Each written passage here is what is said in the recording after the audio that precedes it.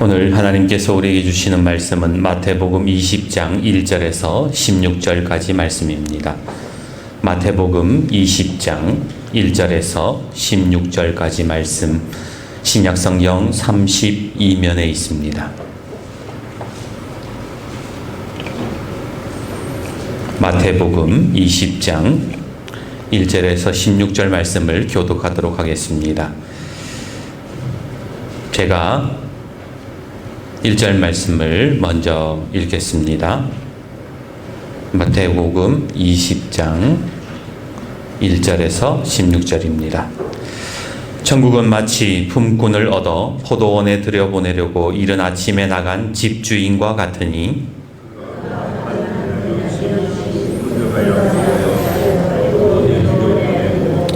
또 제3시에 나가보니 장터에 놀고 서 있는 사람들이 또 있는지라.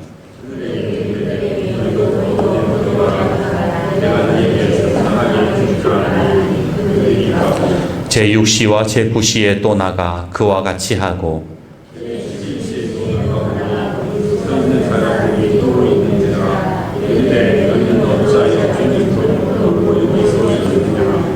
이르되 우리를 품꾼으로 쓰는 이가 없음이니이다. 이르되 너희도 포도원에 들어가라 하니라.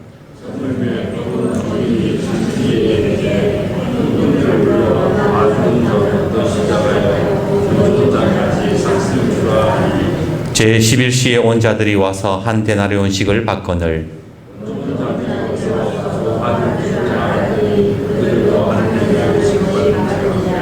받은 후 집주인을 원망하여 이르되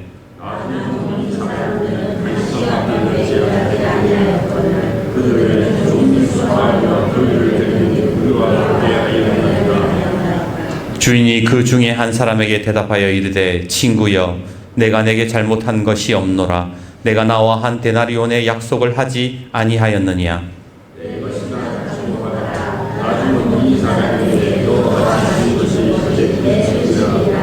내 것을 가지고 내 뜻대로 할 것이 아니냐. 내가 선함으로 네가 악하게 보느냐. 이와 같이 나중된 자로서 먼저 되고 먼저 된 자로서 나중되리라. 아멘. 옆에 분과 인사합시다. 예수를 깊이 생각하십시다. 기도하겠습니다. 아버지 하나님, 오늘도 우리 사랑하는 주의 백성들 전으로 불러주셔서 감사합니다. 오늘 말씀을 통하여 예수님을 깊이 생각할 수 있는 저희들 되게 하여 주시고, 오늘 말씀을 통하여 귀를 열어주시며 주의 말씀이 온전히 우리의 마음밭에 떨어지게 하여 주옵소서. 멀리 있는 자녀들과 군에 있는 자녀들을 위하여 기도합니다. 몸이 연약한 우리 성도들을 위하여 기도합니다. 함께 이 자리에 함께하지 못한 우리 가족들을 위하여 기도합니다. 주여 긍휼을 베풀어 주시고 보호하여 주시고 인도하여 주옵소서. 오늘도 주님의 은혜를 사모하며 기대하오니 친히 말씀하여 주옵소서. 예수님의 이름으로 기도하옵나이다. 아멘. 옛날 어느 나라에 임금님이 신하들을 불러서 이런 지시를 내렸대요. 세상에 지혜를 모아서 책을 만들어 백성들에게 읽게 하라.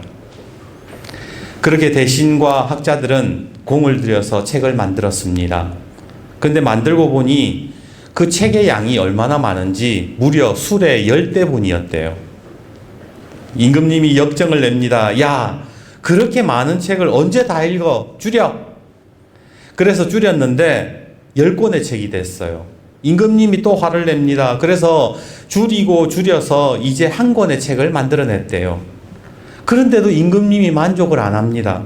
그래서 고심하고 고심해서 종이 한 장에 한 줄만 딱 적어서 임금에게 바쳤더니 임금이 아주 흡족했대요.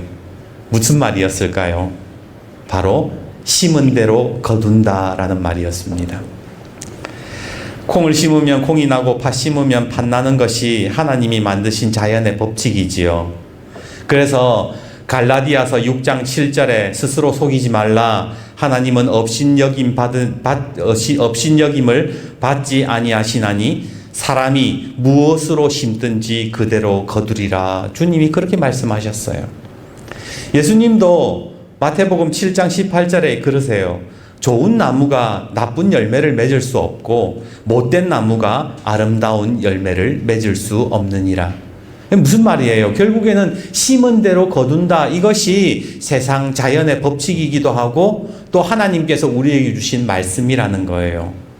원인이 있으면 반드시 결과가 따르기에 우리는 어떻게 또 이야기합니까? 그러니까 착하게 살아야 된다. 노력하면서 살아야 된다. 그런 말들 하잖아요. 그런데 곰곰이 생각해 보면 꼭 그렇진 않더라고요. 솔직히 우리 사는 세상을 보세요. 원인과 결과, 인과율이 적용되는 게 있던가요?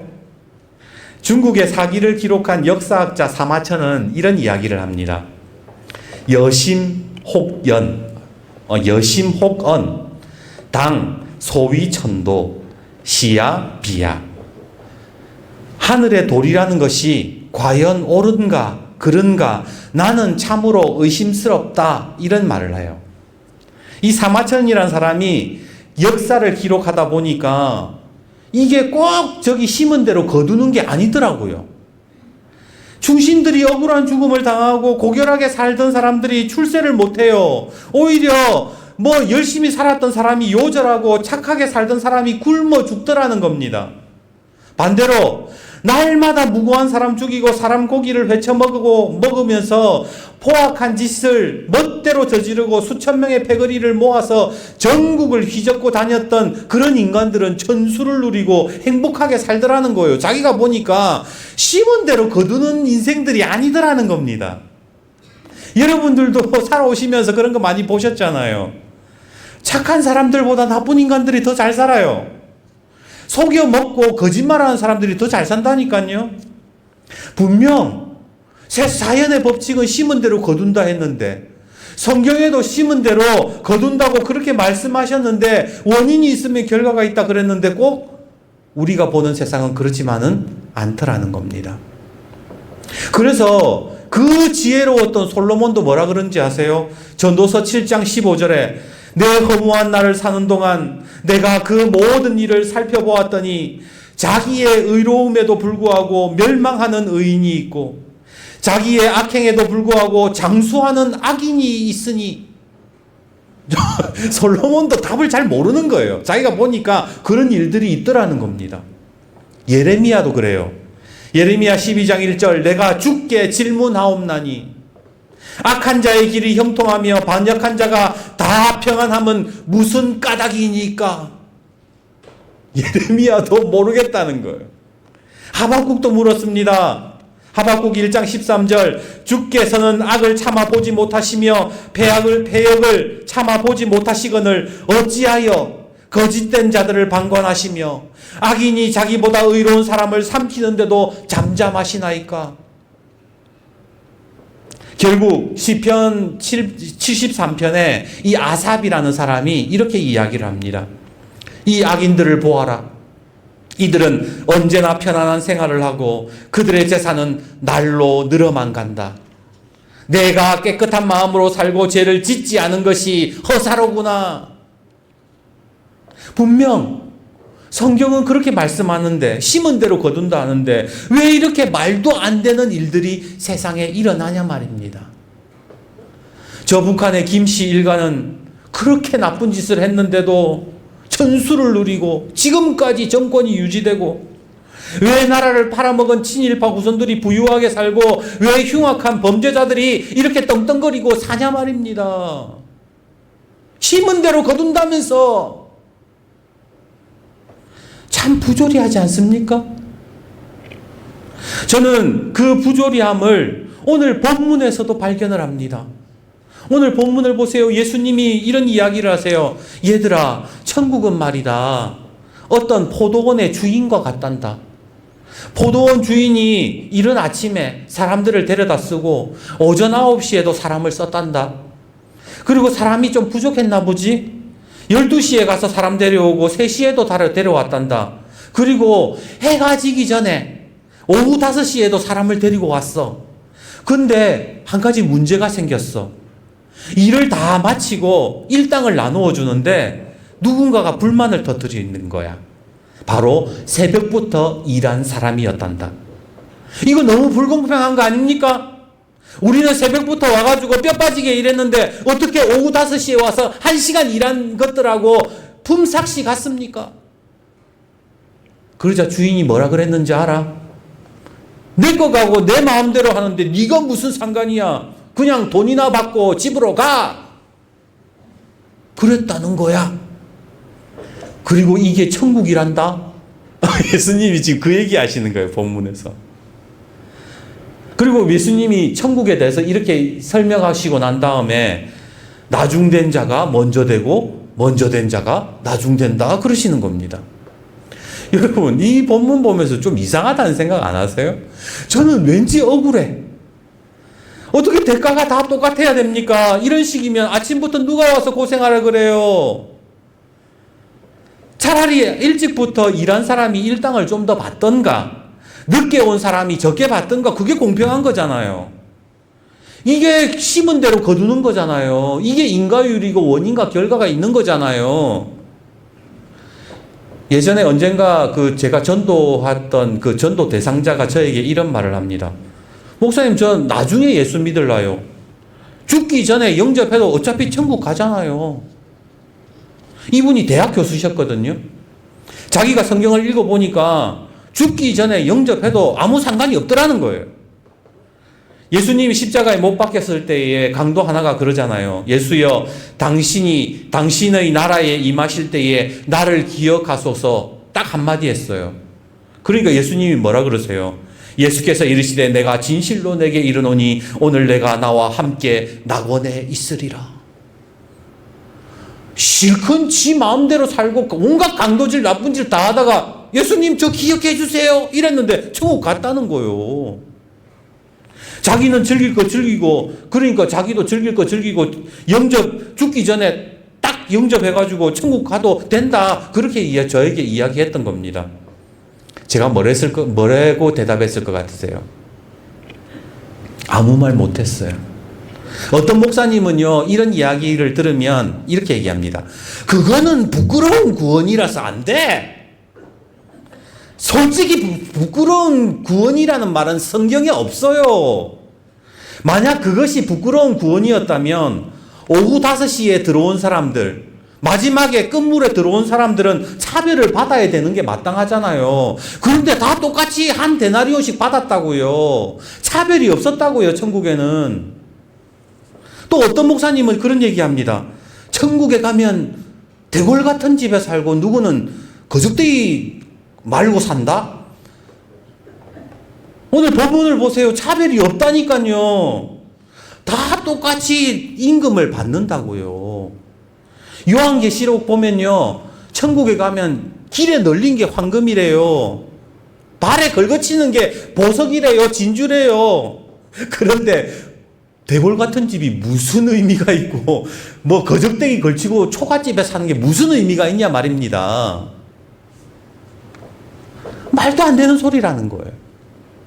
결국 성경 어디를 봐도 예수 열심히 믿다가 천국 가나 나중에 그냥 놀다가 천국 가나 다 똑같다는 거지.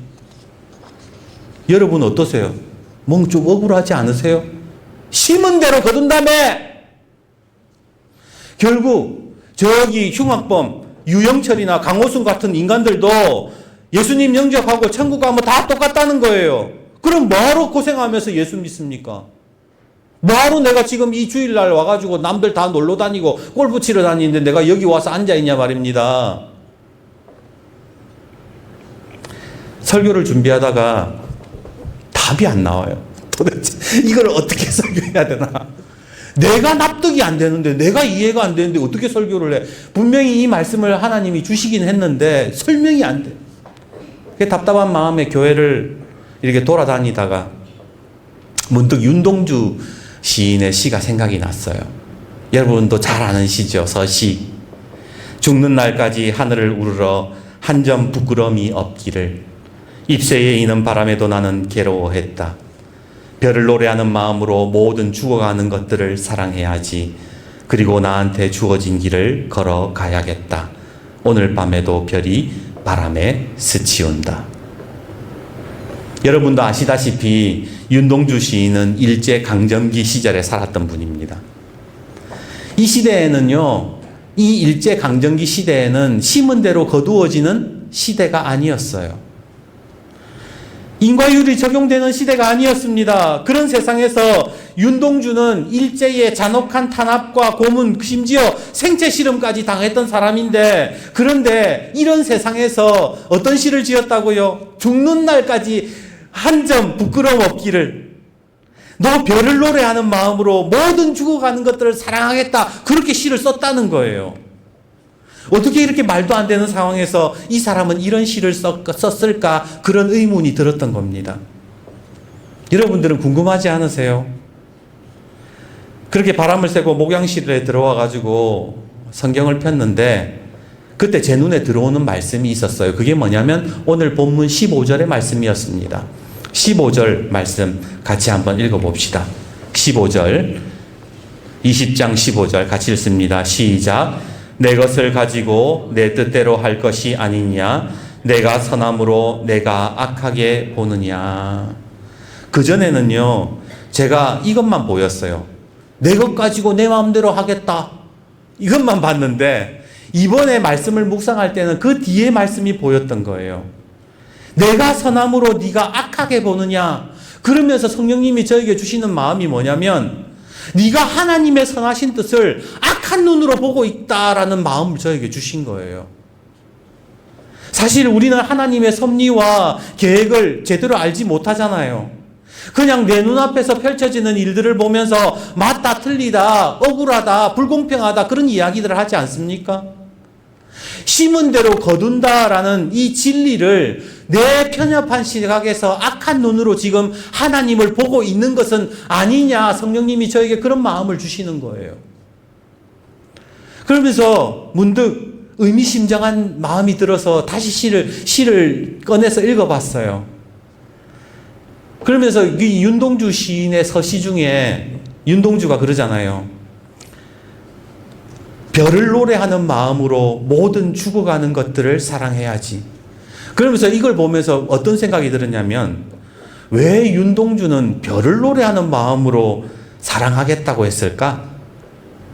윤동주는 기독교인이잖아요. 그러니까 이 사람이 예수님을 노래하는 마음으로 그렇게 쓸 수도, 노래해야지, 사랑해야지, 예수님을 바라보는 마음으로 살아야지, 이렇게 쓸 수도 있는데 왜 별을 노래한다고 했을까? 그렇게 생각을 하다가 지난 금요일 밤 별을 보면서 깨달아 버렸어요. 별은요, 여러분, 그냥 바라봐야 되는 존재더라고요. 별을 보고 있는데 별을 내 마음대로 조종할 수가 없어요. 떨어져라, 그래서 떨어지는 게 아니에요. 그 비치는 별빛을 내가 막을 수도 없어요. 별을 노래한다라는 것은 별 그 자체를 받아들이는 마음, 그거더라고요. 아마 윤동주가 그랬겠지요. 심은 대로 거두어지지 않는 세상, 악인들이 더 활개치고 의인들이 죽임을 당하는 세상, 내가 할 수 있는 것은 변함없으신 예수님을 바라보는 것. 그게 별을 노래하는 마음이 아닐까요? 내가 해야 될 일은 이해되지 않는 세상을 악한 눈으로 보면서 하나님을 판단하는 것이 아니라 별을 노래하는 마음으로 지금 내가 해야 될 것들, 죽어가는 것들을 사랑해야지. 윤동주가 그걸 깨달았던 것 같아요.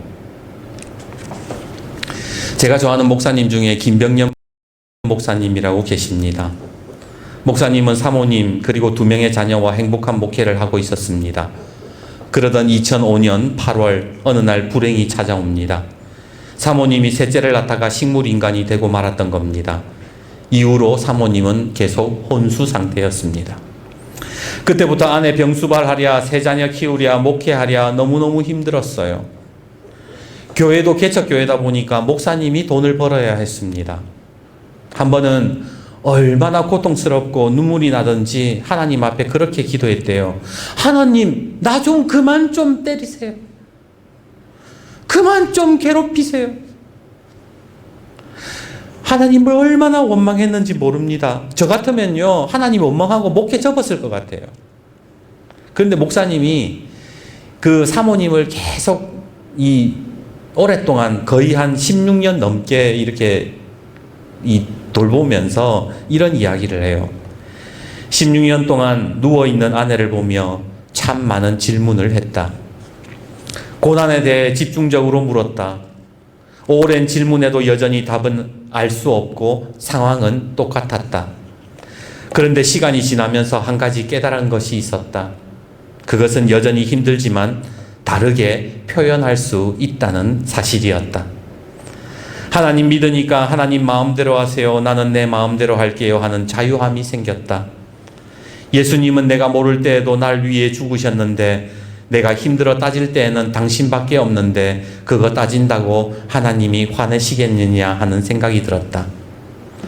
그렇게 자유해졌고 2015년 교인들 앞에서 더 이상 내 간증하지 않겠다 선언했다.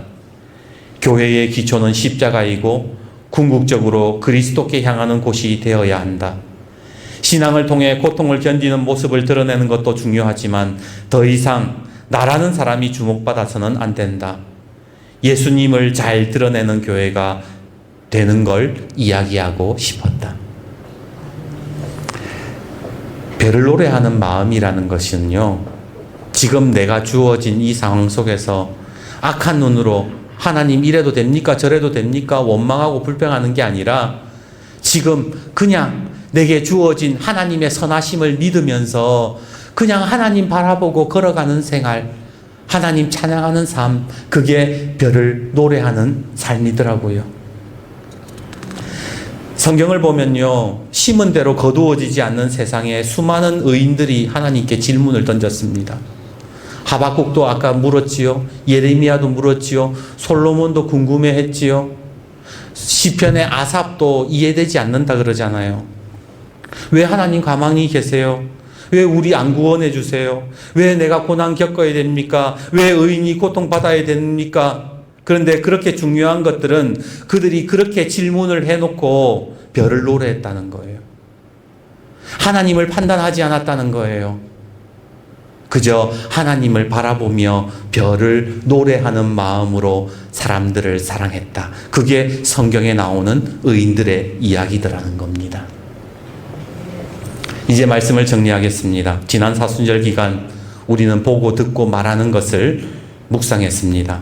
첫 번째 주일 설교 제목이 희망을 말하세요였지요. 우리는 부정한 말이 아니라 선한 말을 해야 됩니다. 희망의 말을 해야 됩니다. 그럴 때에 예수님의 십자가를 따를 수 있다 그랬습니다. 두 번째 주는 활짝 열려라였습니다. 청각장애를 앓으면 언어장애가 오듯이 우리의 귀가 하나님 말씀에 활짝 열려 있지 않으면 희망을 말할 수 없다. 그렇게 말씀을 나누었습니다.